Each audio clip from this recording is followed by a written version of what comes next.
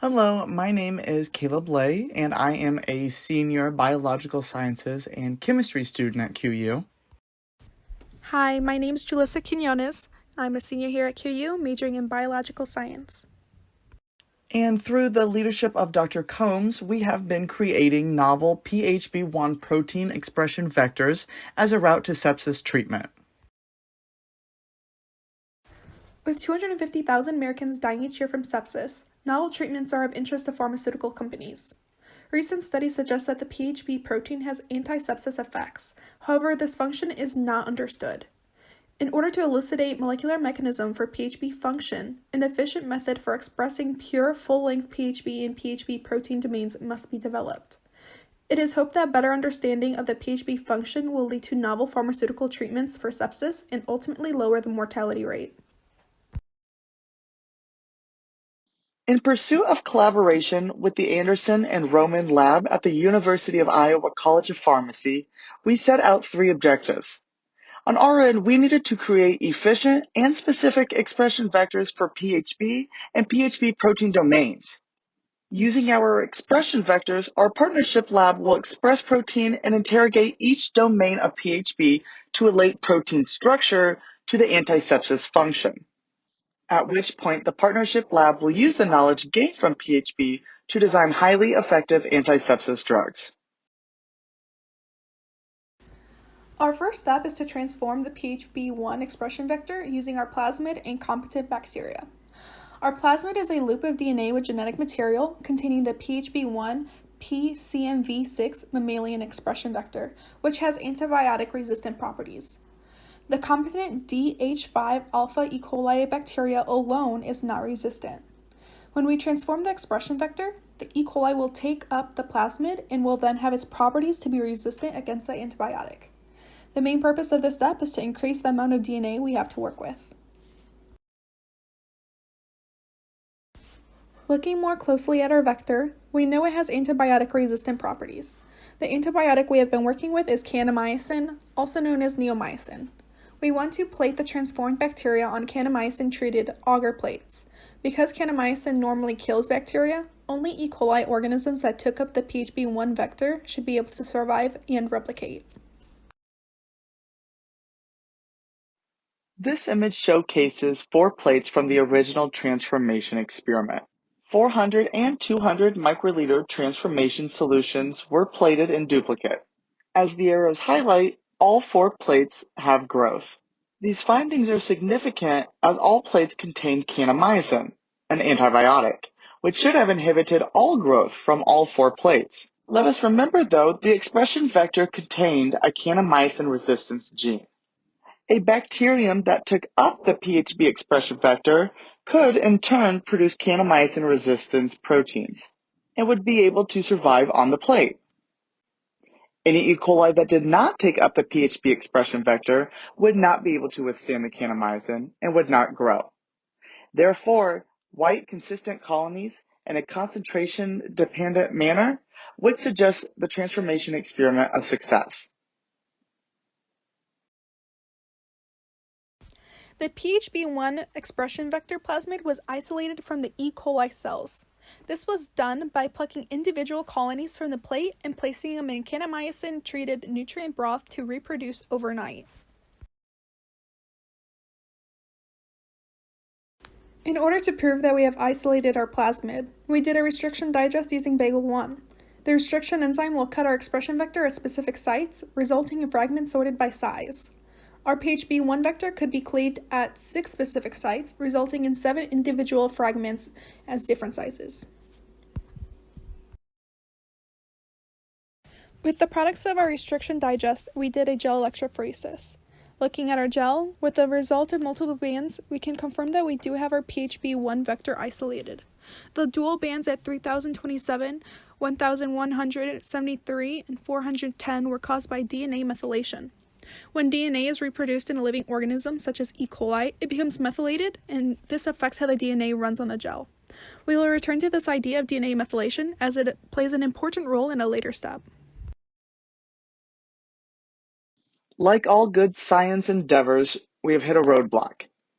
Unfortunately, the original expression vectors developed by Dr. Combs contained an extra undesired open reading frame directly preceding the intended open reading frame. This induces a premature starting of the expression vector several base pairs before the intended one. We need to eliminate the unwanted ORF because while we still produce the desired PHB1 protein, our product will be a mix with an additional foreign protein of PHB1 with additional residues. Unfortunately, this isn't an issue we can ignore. Protein isolated from these expression vectors will contain a mixture of desired and undesired PHB components. Studies aimed at relating PHB structure to function would be impossible. So how do we eliminate this premature start? In order to remove the ORF, we used a technique called site-directed mutagenesis.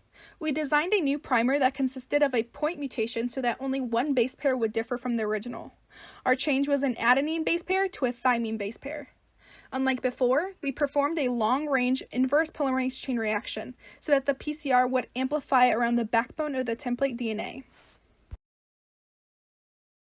Utilizing an inverse PCR strategy, we can create full-length linear plasmids by PCRing in both directions from the site of the mutation in the primer. This strategy incorporates the use of one primer and PCRs from one end until directly before the other end.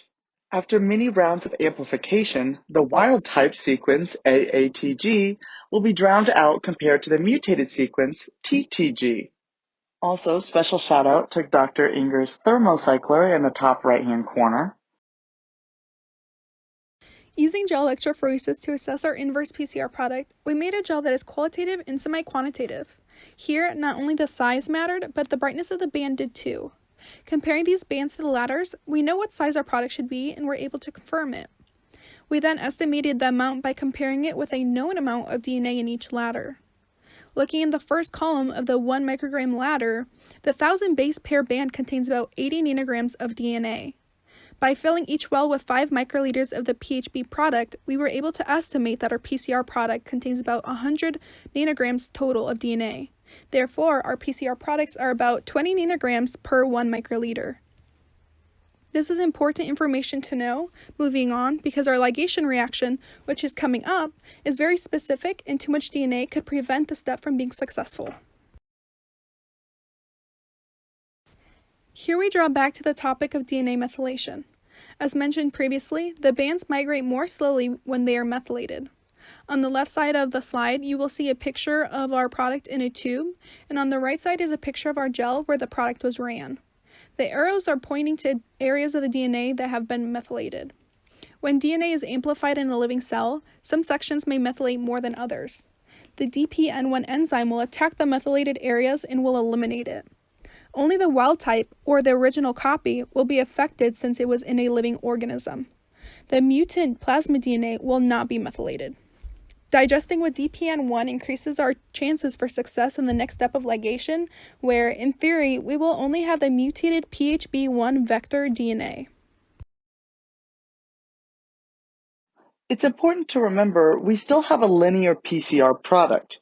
In order to be a plasmid, it must be circular. We utilize T4 DNA ligase as a sort of molecular glue. By phosphorylating one end of the linear PCR product, T4 DNA ligase allows the circularization of a PHB expression vector.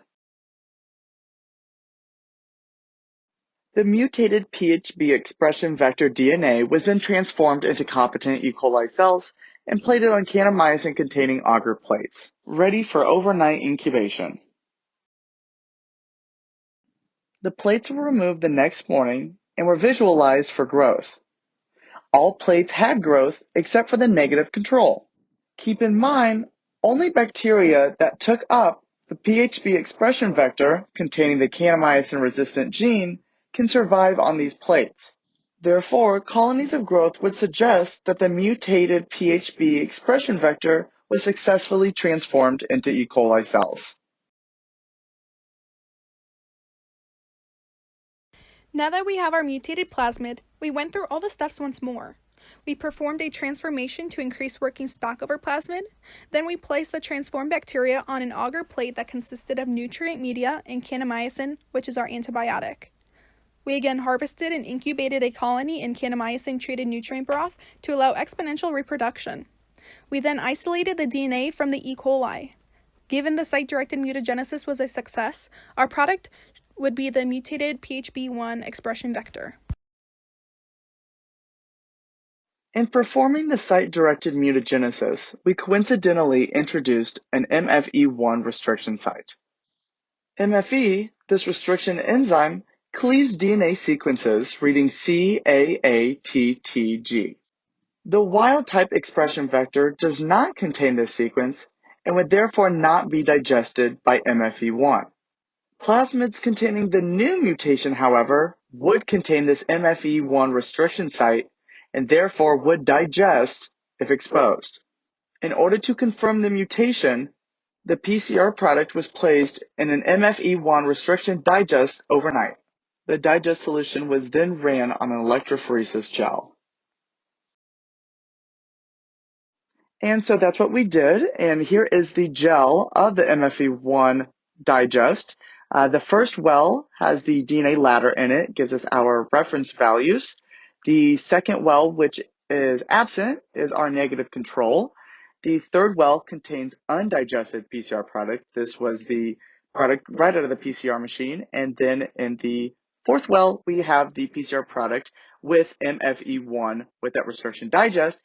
And we see what happens is that that big clump at the undigested PCR product has now been digested into these small bands, which dissipated through the gel. This shows that the MFE1 did cut at its restriction site, illustrating that the plasmid did contain the intended mutation. The product, which is the mutagenized plasmid, will be sent to the University of Iowa DNA Sequencing Corps for Sanger sequencing. The Roman lab will use the plasmid to express PHB protein products, and the Anderson lab will use the PHB1 protein to test anti-sepsis effects in mammals and mammalian cell lines. As for Caleb and I, we will be graduating this May and moving on to professional school. Caleb is attending the SIU School of Medicine, and I am attending the SIU School of Dental Medicine. As for biology research at QU, the new research lab will provide introductory and advanced classes to teach students important technique and lab practices. Dr. Combs continues to be a great research instructor, inspiring students and guiding them through interesting and relevant research projects. On behalf of Jalissa and myself, we would like to thank Dr. Combs for not only being such a nurturing PI, but also a captivating professor. We'd like to thank Jamie Chapman for always keeping the lab organized and for helping us to troubleshoot along the way. And a thank you to Dr. Enger for always allowing us to use his thermocycler machine. We'd like to acknowledge our collaborators, David Roman and Ethan Anderson, the respective labs at the University of Iowa College of Pharmacy, as well as the QU Quest Center for partial funding of this project, in addition to our classmates who generously donated their Quest cash. Thank you for listening.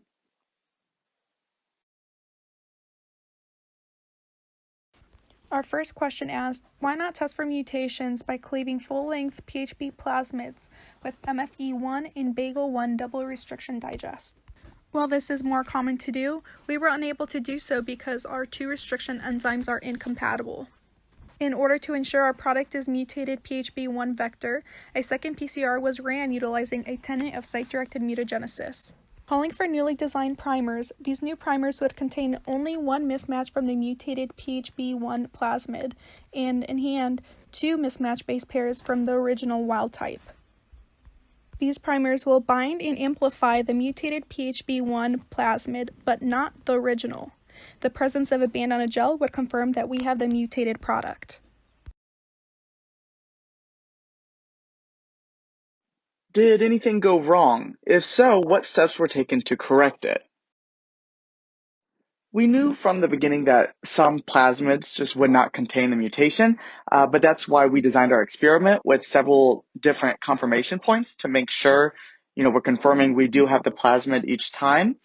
We also picked extra colonies when we did the transformations knowing that the reaction would only be about 80% efficient. So this way we can kind of maximize our yield a little bit. We also created additional solutions in case certain ones would go wrong, or if they were prepared incorrectly, or they spoiled on a benchtop. That way we kind of had a backup solution to keep us going and keep us on time. This question asked, if you were going to continue this project, what would you do next? Our next step would be isolating this protein from different organisms and relating their structure to function. Studying their function would help us identify if an organism has a protein that would be able to treat sepsis by having natural resistance. If this project is a success, how might science and medicine be impacted?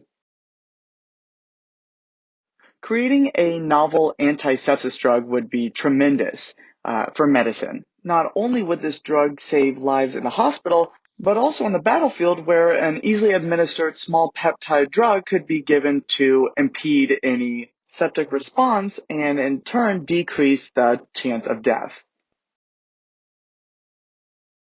How did you approach this project and what protocols were utilized to complete it? This research project was one that Dr. Combs worked on during the summer at the University of Iowa. When summer came to an end, she decided it would be a good idea to continue working on this project at QU with her research students.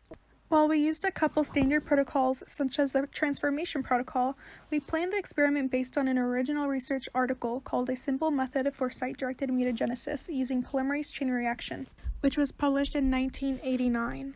We learned each step from the beginning. The only kit Dr. Combs allowed us to use was the mini prep kit, which allowed us to isolate the DNA, and this is because we had already learned how to do this from scratch.